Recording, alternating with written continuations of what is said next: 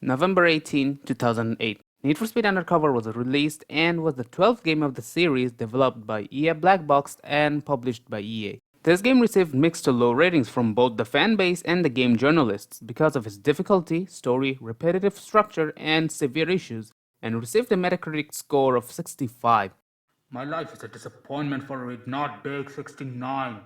This led into making this game possibly the worst game in the series. Or is it actually?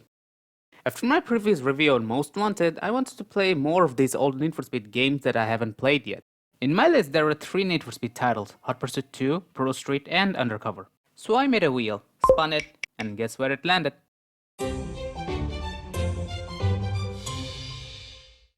Wow. Pretty ironic, right?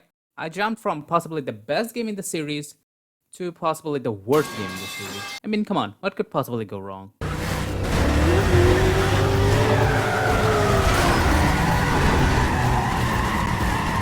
Anyways, so is Need for Speed Undercover actually that awful? Or is it just an underappreciated gem? Well, in my opinion, it's. Don't say it right away, you idiot. Ah, my bad.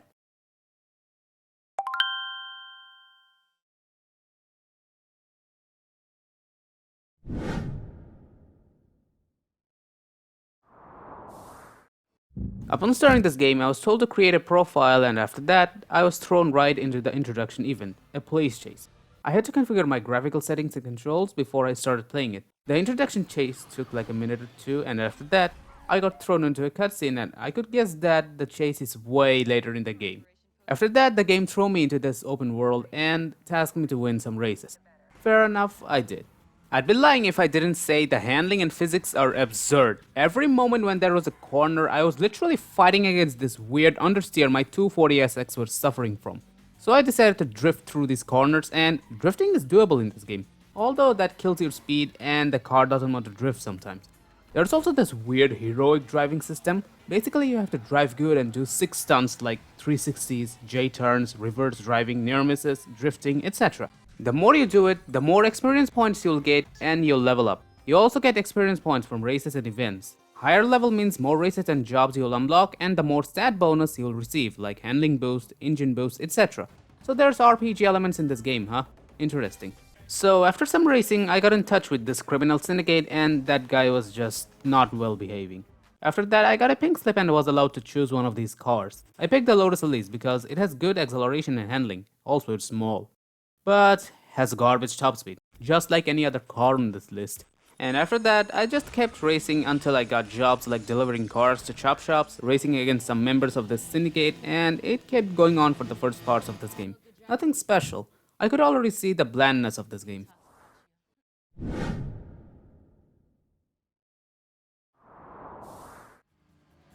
As I said, literally from the start of this game, I was fighting against this weird handling model and physics. Cars are wobbly and swingy. I slowly realized that if you keep holding the accelerator, the car will understeer, no matter which drivetrain it has. But the moment I let go of the accelerator, the car just gets a huge handling boost.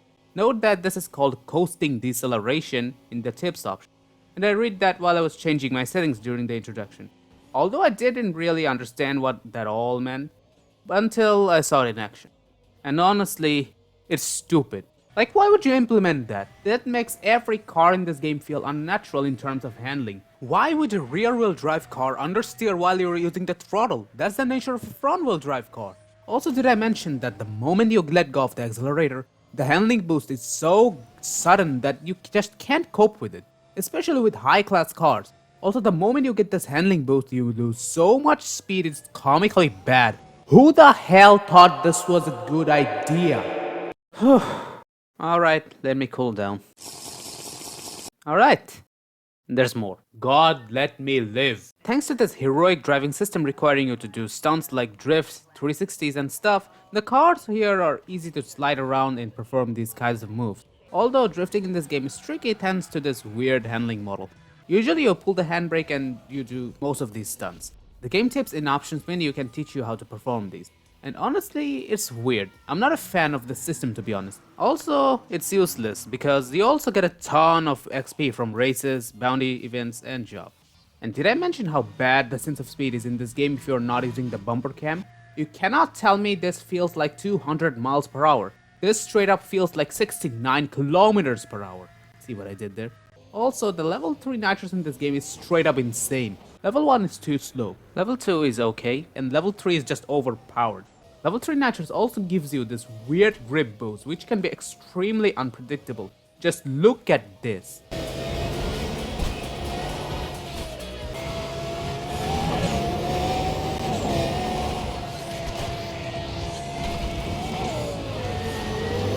Overall, the gameplay and physics in this game are just, let's not be afraid to say it, kinda bad.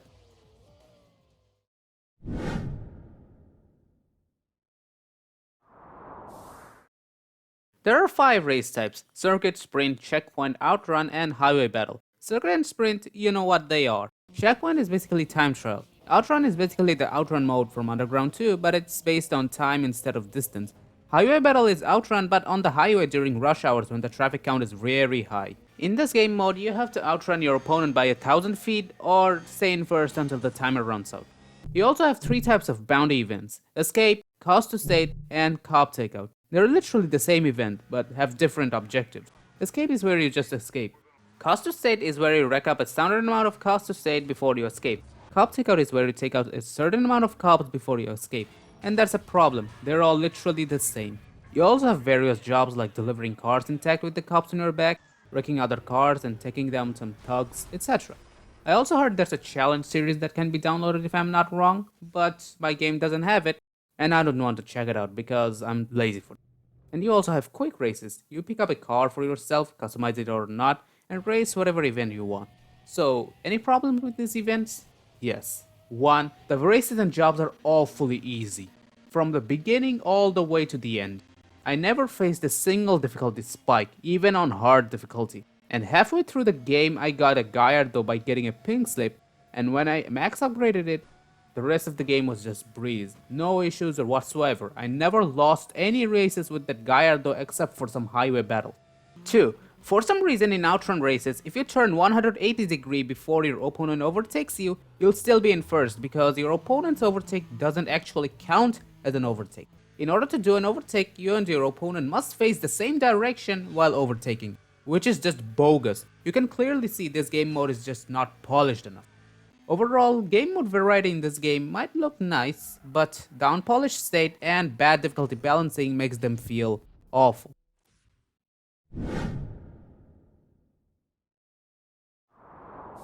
I have bad news. Police is garbage in this game. No matter what heat level or car you have, they're just awful. Go through the basics first, you idiot. Alright. You have 5 heat levels. The higher your heat level, the more tougher the police units and their tactics will be. Unlike Most Wanted, you also gain heat for just property damage after driving outside of pursuits.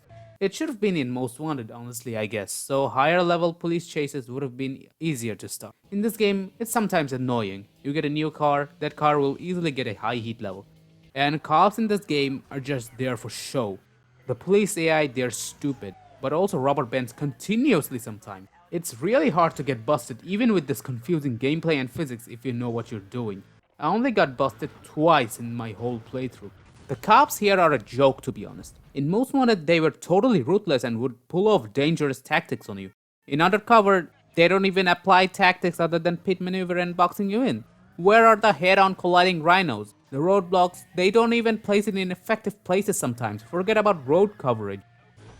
Okay, enough complaints. How do you evade them? Similar to Most Wanted, stay away from their side and they'll start losing you. And here's a problem. You can lose them super easily. Sometimes they don't even try to chase you, especially in bounty events. You can literally complete escape events in 20 seconds. Yes, 20 goddamn seconds. Not only that, they lose you so easily that it becomes hard to complete the cost to state and cop takeout events. You constantly have to find them. This led me to fail these events so frequently. Not to mention there's no restart option for these events. Like, are you kidding me? You also have pursuit breakers and cooldown spots. The problem with those are they're not frequent, and they're just straight up copy paste most of the time.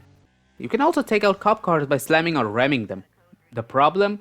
They're super hard to take out without using pursuit breakers. I can literally pull a lethal blow on them and they'll still be fine.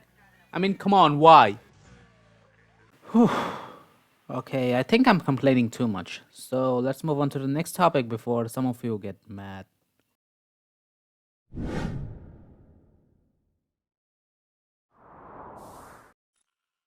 There's a total of 54 cars in this game if I'm correct. 59 with collector's edition and downloadable contents. Cars are classified into American, European, and Japanese, similar to Carbon. There's also 4 tiers of cars, the lowest being tier 4 and the most powerful ones being tier 1. Pretty good selection of cars with nice exterior detailing in my opinion. Now the customization is pretty decent. I love how every body kits, rims, spoilers, hoods can be auto sculpted. Look, I made a homemade Most Wanted M3 GTR. Oh my god, bro. Oh, hell no, man. Anyways, delivery customization is also nice, but it feels really slow moving through menus and moving, rotating, and mirroring it. They should have set a hotkey that changes the customization type. Another complaint is that the colors are not accurate. Look, the blue color of my M3 looks fine, right? The moment I return to the game world, it's so misleading. I repeatedly have to change paint for this. Also, did I mention that changing paint costs a lot, and in order to get the accurate color, you have to repeatedly buy a new color, then return to the game world and repeat, ultimately leading to a huge cost. I lost like 10 grand just to make sure my M3 GTR has the accurate silver color. So overall, the car count and customization in this game is nice, but the visual inaccuracy can be a bad problem.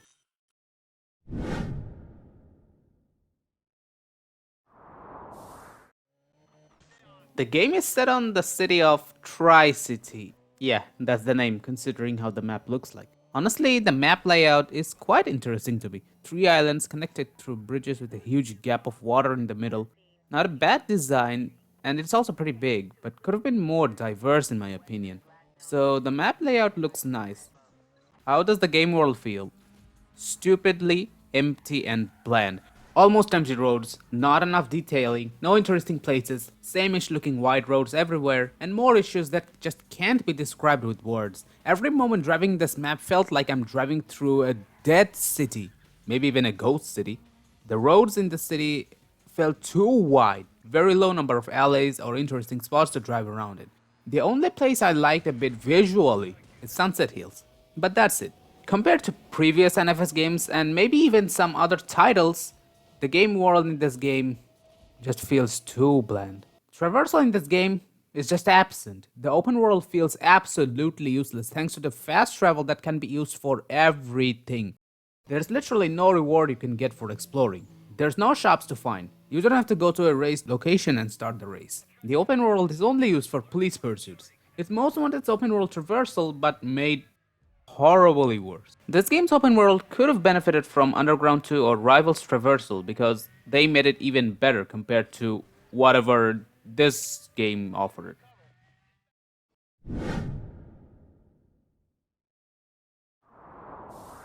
As I said in my previous video, I suck at reviewing graphics because mostly I don't care. I just want games to be fun. Update, I actually somewhat care, but still I prefer fun over graphics. So, are the graphics good in this game? For 2008 or maybe even a 2009 game, it's bland, even with max settings. The visuals did sometimes look nice, but it's miles behind other titles like Grid or Blur. What's been funny is that I find Most Wanted's graphics more appealing than this. Like seriously, does this look better than this? I'll let you decide. I love how the world effects and the options are in fact the settings for one of the most infamous visual features. It's low right now, and it looks normal, right? I turn it to high and yes, the yellow filter, my favorite. All right. I'm not against the yellow filter. I like them, but this hurts my eyes. The color palette is straight up bad. What is this blur? Oh my god. For some reason, medium and high are literally the same. Low and off are literally the same too, for some reason. The cards are nicely detailed as I said. I don't care about reflections. The shadows are alright. Although on medium and low settings, it's auto-generating right in front of you. Could have been better. The world detailing is alright, and glad this game supports widescreen. I didn't have to deal with the widescreen mod stuff. So what do you think of the graphics in my opinion? Well, it's just straight up bland in my opinion. Why? I just can't explain it. You have to play the game yourself. Also, did I mention the frame rate? Like, god damn, even on those settings, there's some horrible lag spikes and freezes. You might say, oh, cause your computer is potato, ha ha ha. This is what my computer is capable of handling if optimization is done right. So screw you, I win.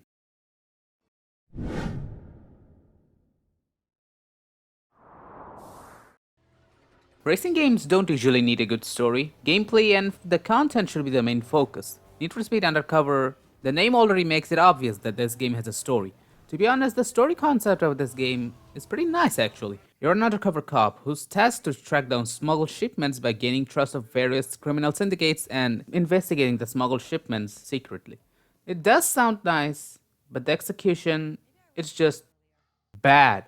The dialogues, writing, characters feel just not fitting to me. Not a single moment of the story has entertained me or maybe even excited me. Most of the story might not have been good, but it was entertaining, corny, and not cringe somehow. The story in Undercover is just boring, weird, not fun. I know racing games don't usually need a banger story or at least a story at all, but if you're making a story for a game, at least make it kinda entertaining. Every bits of Undercover story felt boring. Oh, remember about the police chase in the introduction? Well, it's nothing related to the story. I'm serious. There's no point in the story after the introduction that had this chase. There's no Nissan 350Z versus cop chase in the story. How are you screwing this so bad? This was the second thing that came into my mind after the credits stopped rolling. I mean,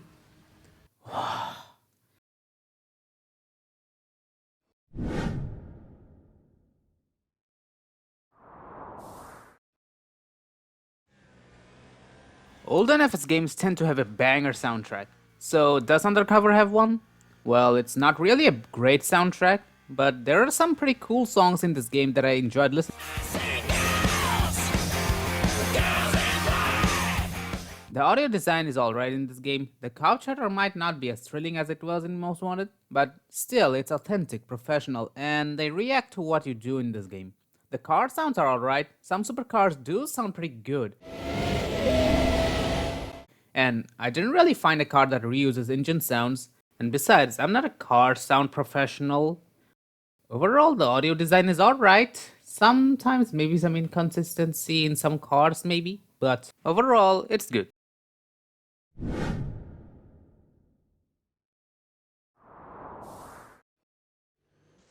Well, no games are perfect. Same goes for Undercover, but it's more imperfect, and the issues are not in favor of this game. The unpolished event types, lackluster story, confusing physics and handling model, bad sense of speed, you name it. These issues almost always found a way to interrupt my entertainment in this game. This is what happens to a game when you don't give the developers enough time to develop a game. But that doesn't mean the game is just borderline unplayable. It is playable, but it's just that you're not gonna have much fun playing it, thanks to these issues. And that's the main problem of this game. These issues tired me so much that I was literally wondering when the game's gonna end, when the game's gonna end. That is not a good sign at all for a video game. And that is one of the reasons why I didn't want to check out the challenge mode. I was just not interested. If Black Box had more time in developing this game, it could have been much more better. But thanks to the time limit EA had given them, they just had to release this game with these issues, which makes it a lot less enjoyable.